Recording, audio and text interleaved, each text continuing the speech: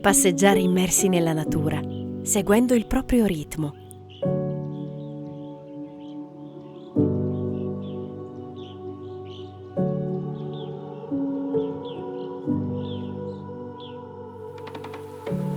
Esplorare il territorio con lentezza o fermarsi per connettersi con se stessi e il mondo circostante.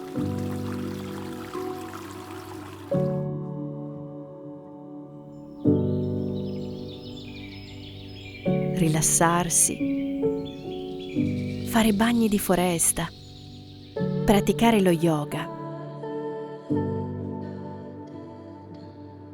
camminare con gli alpaca. Il Friuli occidentale offre una miriade di piccole e grandi possibilità per rigenerarsi.